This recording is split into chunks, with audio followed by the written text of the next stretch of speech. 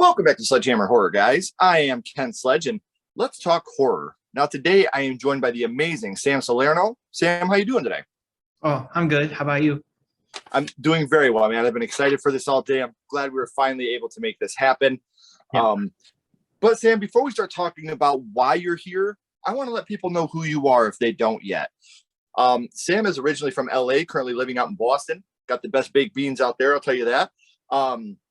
He has been making horror films since he was a kid, and after graduating from film, so you actually went to the University of Southern California, USC, for film, right? Yeah. Dude, that's amazing. What was it like going to a big, a prestigious university like that for film?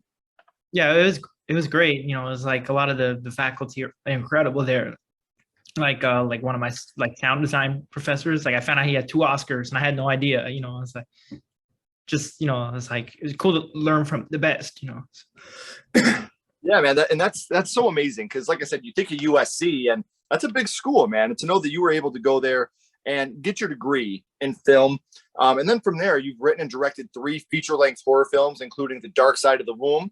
And you recently released a 9-minute body horror short called Wormhole, which is free on the YouTube channel. And I do want to say, not only is it free on YouTube, but the link is right down here in the description. So make sure you're subscribing to the YouTube as well as all his social media links. So make sure you're following along on social media so you can stay up to date on everything that Sam has coming up.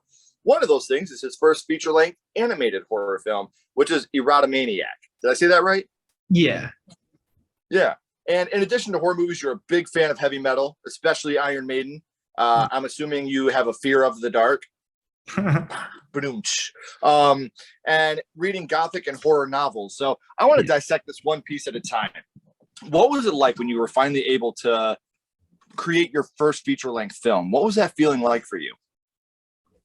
Well, yeah, it felt great because it was like such a long time process, so it was originally a short film, then a feature took like a year to do, so it's like it was an idea I had for probably 5 years. So to finally finish it, felt great. And was your first one, was that Dark Side of the Womb? Yeah. Yeah. And now something I want to talk about real quick is, with your body horror film, what was your process of doing the practical effects throughout that?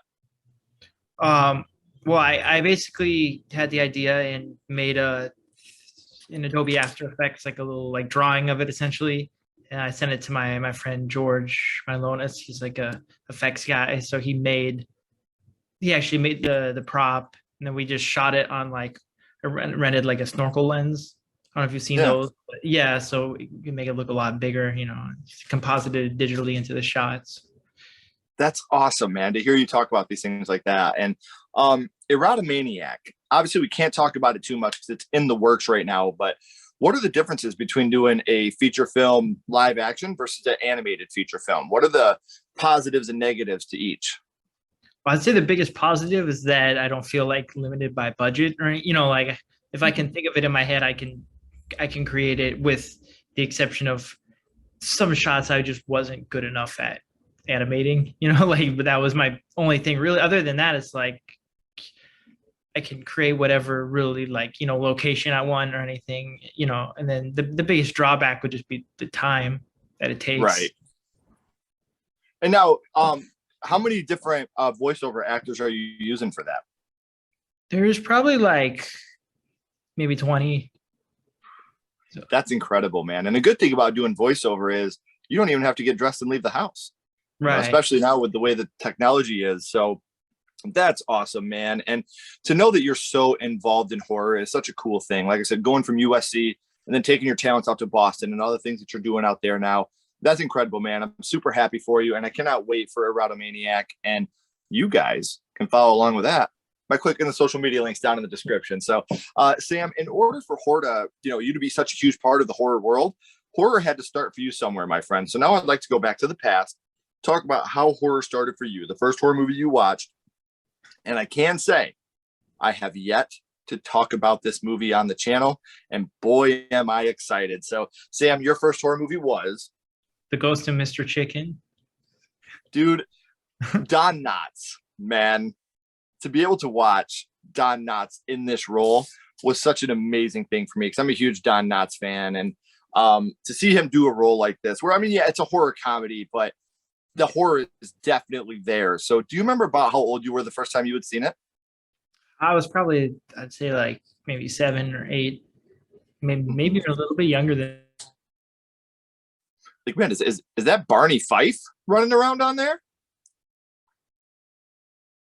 than that. Yeah. Well, I mean, this movie it's a fun movie. Like, this is a fun movie to watch and be a part of. Do you remember who you watched it with for the first time? Yeah, it was with my grandma. It's always grandma, man. It is always grandma that gets us started on these things. Yeah. So with this movie, there's a lot of comedic scenes, but there's a lot of scary scenes too, man. Which scene would you say it was that affected you the most?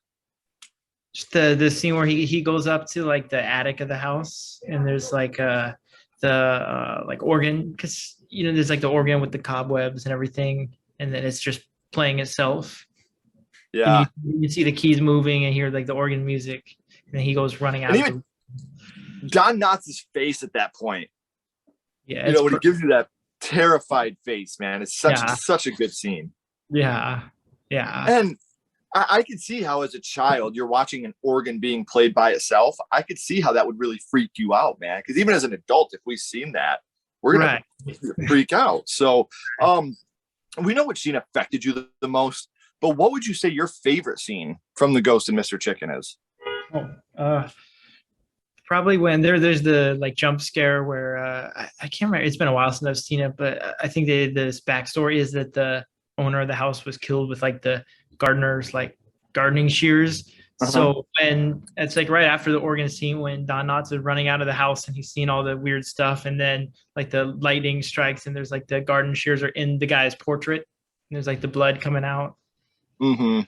It's like Yeah. a little Well, shot. see, I just watched this for I hadn't seen it since I was young. And I watched it for the first time yesterday to just like, refresh myself. And you Right. do have like the slapsticky Don Knotts comedy, like the elevator, like when they keep trying to go down in the elevator, like it does have that slapsticky moments to it too. But this is a movie that you can appreciate. As a kid, it might scare you, but as an adult, you could really appreciate all the effort that they put into this movie. One question I usually ask with these, Sam, would you like to see, because obviously right now in Hollywood, remakes, requels, prequels, that's kind of all the rage right now. Would Mhm. you like to see this movie remade today? Yeah, I guess so. I don't know. Like, I'm one of those people. It's like if I don't like a remake, it's like it doesn't really ruin the original. It's like just ignore it, or pretend it's not there. So I guess so. Yeah, I think the biggest thing would just be like finding the right person to play him. That's it. Like that's almost your Mr. Bean type character. For those of you that haven't seen, he's very goofy. Don Knotts is very, very goofy in this movie. And I agree with you. That would be the hardest part of doing this movie is casting who would be playing Don Knotts. If this was made 15 years ago, you could make the argument Robin Williams could do it. I think Robin Williams would do an amazing job at this movie. But man, I'm with you. If I don't like it, I can go back and watch the original again. And another good thing about remakes is maybe it would introduce some people to this movie that had never seen it before. They hear there's a remake, they go and watch the original. And so it introduces a younger generation to this movie that may have never seen it before, which I always feel is a very big positive. Yeah. So, man, we know about your first horror movie, Sam, and how horror started for you. But my little buddy Ghostface is here, and he has a question for you. What's your favorite scary movie, Sam? What is your favorite horror movie of all time? It's a great question. The Scream's definitely up there, but I mean, I feel like I'd probably go with Eraserhead. Would probably be my favorite.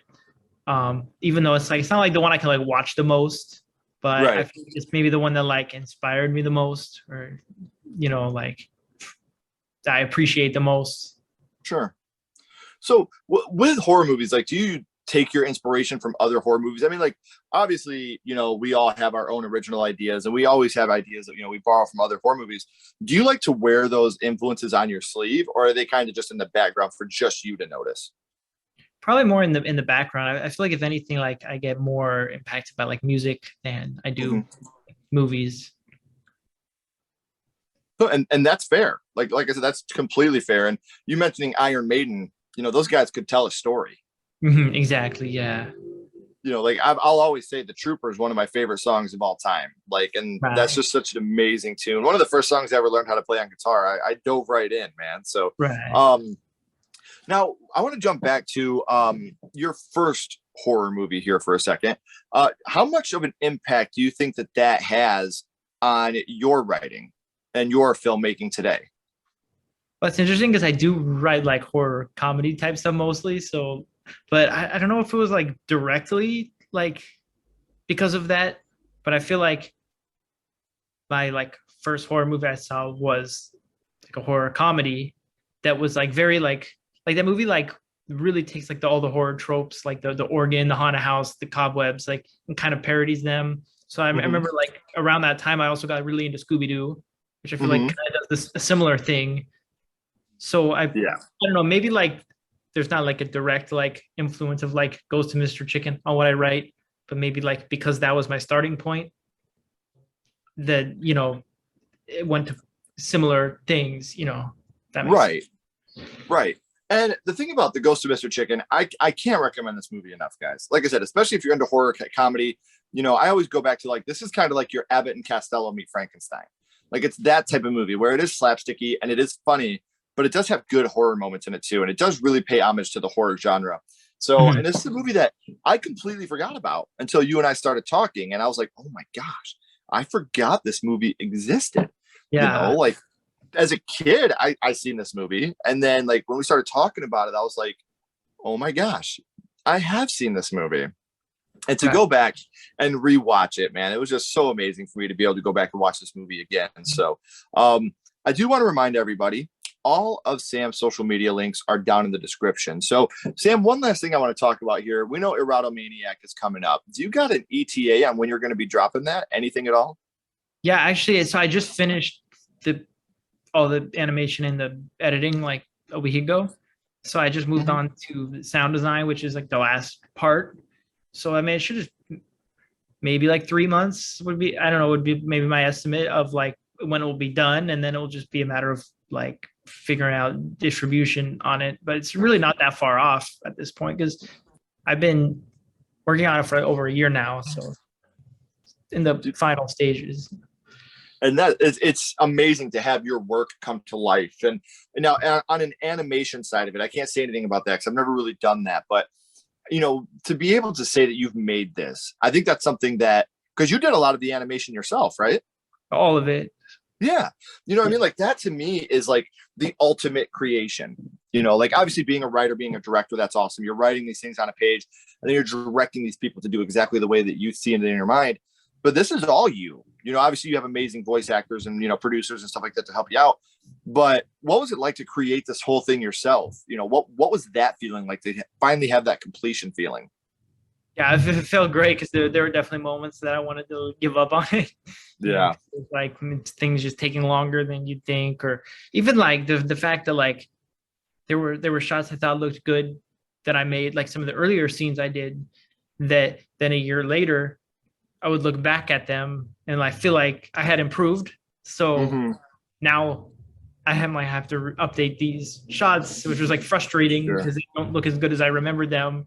But then it felt good to like finally see it where it's like I'm happy with all of it, all of the animation.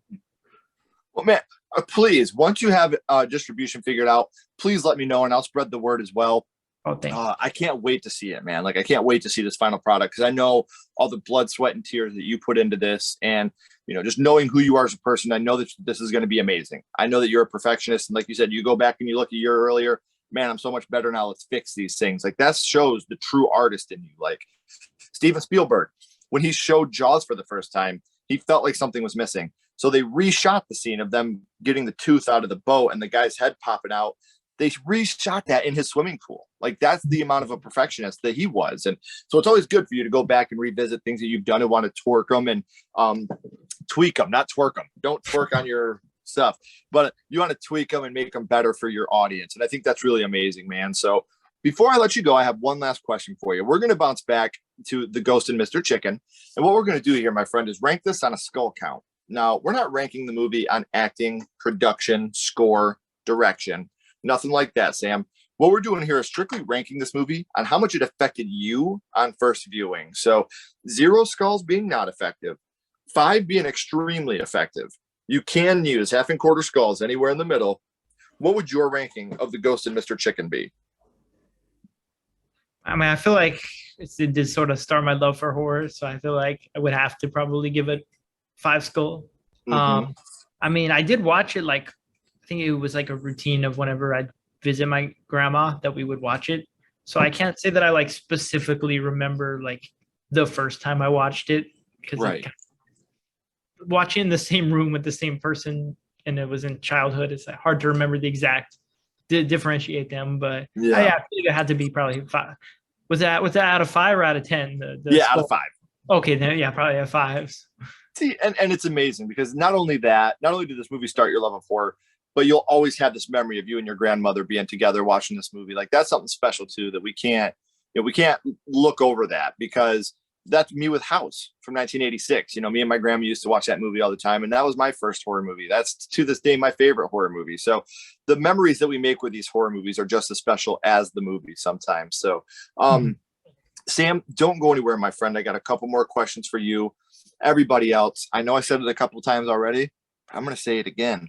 All of his social media links and his YouTube link are down here in the description. So make sure you're following him on social media. Make sure you're subscribing to the YouTube channel so you can stay up to date on everything he has coming up. How often can we say that we're going to be getting an animated horror film? So make sure you're keeping up to date so you can check that out as soon as it comes out. Thank you guys so much. And until next time, keep talking horror, stay what you are, and we'll see you guys soon.